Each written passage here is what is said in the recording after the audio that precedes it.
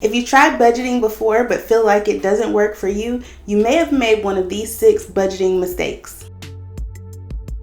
Hi, and welcome back. I'm Kamika, and this is Well Balanced Wallet, where I help you create healthy money habits and live a life that you love on your current budget. Today's video is about common budget mistakes. No matter how much money you make, budgeting is a good way to plan your spending and saving. If you've been frustrated with budgets in the past, I suggest that you give them another try, but avoid making these 6 common budget mistakes. Budget mistake number 1 is not tracking your expenses. So when you're using a budget, you can't have the set it and forget it mindset. You have to be active with your budget, and you have to make sure that when you spend money, you subtract it from the totals in your budget. If you go for a period of time without tracking your expenses, then your budget is off and you don't know exactly how much money you have left to spend or what you've already spent. If you have trouble tracking expenses or you feel like it's a tedious task, I suggest getting a budget program or app that makes it easier for you to track your expenses. So take YNAB for example.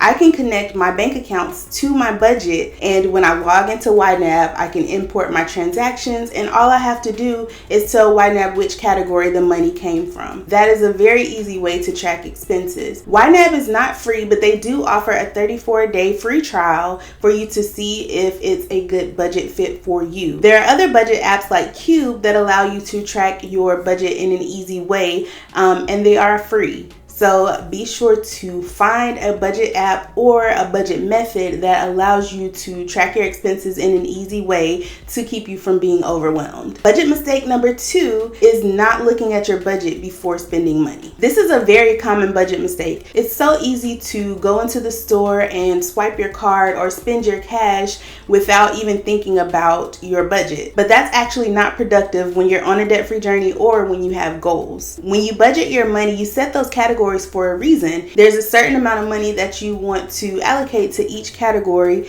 and once you reach that amount, then that's it. That's all the money that you have to spend there. So if you are constantly spending money without looking at your budget first, then your budget is no longer effective. If this is one of your budget struggles, I suggest downloading a free app like Cube that allows you to spend your money freely, but you have to check your budget before you're able to use your money. So Cube is a bank account with a built-in budget. So what you do is add money to your Cube account and budget it right there in the software, and Cube will send you a debit card. So once your debit card arrives, you're ready to spend your money. But the catch is that you have to open your Cube app on your phone and let it know that you're going to the store to spend the money, and it will put the money on your card. It's as simple as that. If you don't have the money available in that specific category, Cube will allow you to move money from different categories to make the amount that you need. So if this sounds like something that will work for you, go to wellbalancedwallet.com/cube and sign up for free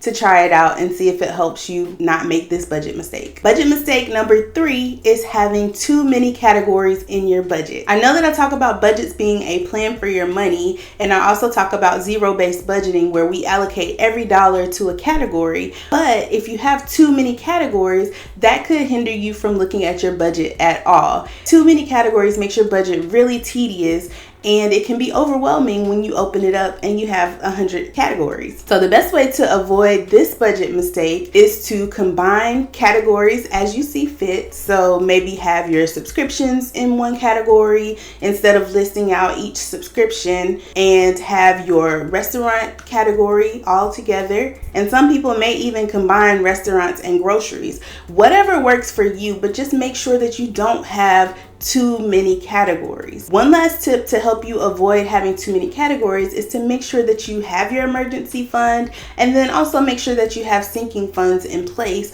and that will eliminate a lot of unnecessary categories. The 4th budget mistake is not having enough categories. Now I know I just talked about having too many, but it's also a problem when you don't have enough. There are common things that we forget when we go to budget our money, and when those things come up throughout the month, it throws our whole budget off, and that makes you not want to use your budget at all. You feel like you failed and you'll just start over next month. And this is a cycle that keeps repeating itself. So to avoid this mistake, pull out your bank statements and look at the things that you've purchased over a 3-month period. This kind of gives you a ballpark of what you're spending your money on, what categories these things go into, and what things you may be forgetting in your initial budget. 5 things come to mind when I think about missing categories in the budget, and they are a category for gifts, a category for home repairs or maintenance, a category for car repairs and maintenance, a category for clothing, and a category for spending money. For some reason, these 5 categories are often missed when creating an initial budget,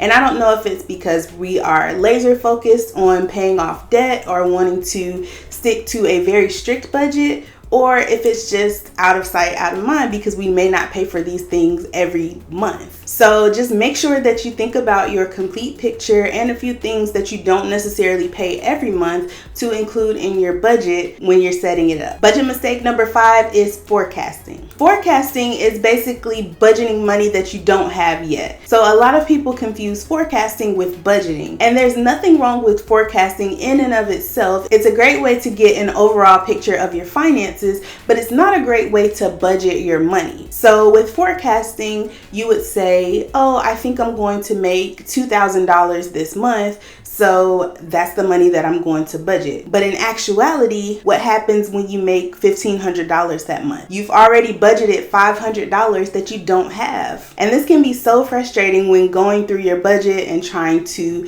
look at your categories before you make a purchase and tracking your expenses, because now your budget doesn't match up with your bank account. So on this channel, I always talk about zero-based budgeting, and that is only budgeting money that you have on hand. So if this is going to be your first budget, you look at your bank account and you see the money that is already there, and you start to budget and categorize that money. When you get paid the next time, then you have new money to budget. But you never estimate the amount that you're going to budget, because you may not get that amount, or you may get more than that amount and you have extra money to budget. So it's always a good practice to use a zero-based budget. And the last budget mistake is not making your budget flexible. So I talk about this all the time. Budgets are flexible. They are not concrete. If you notice that you have extra money in your clothing category, but you're running out of money in your gas category, it's okay to move money from clothing to gas. It's all about your priorities and the things that you need to accomplish with this money until you get paid again. And that's another benefit of budgeting money that you actually have.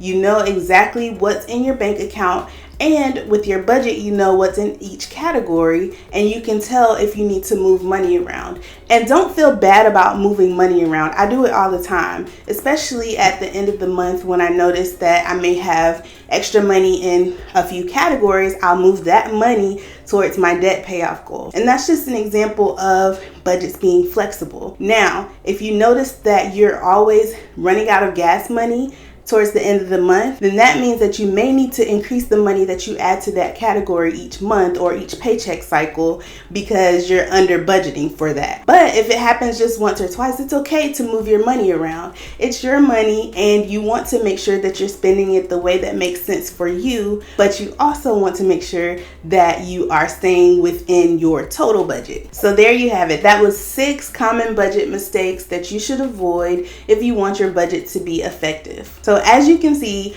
budgets are a great way to plan what needs to happen with your money, and they can even be fun when you find a routine that works for you. If you've made any of these budget mistakes in the past, it's not too late to try again or to switch up your routine. Give it another try and see how it goes. Now I want to hear from you. Have you made any of these budget mistakes? Let's chat about it in the comments. That's it for this video. Be sure to give it a like, subscribe, and click the link on your screen right now for more Well Balanced Wallet content. See you there.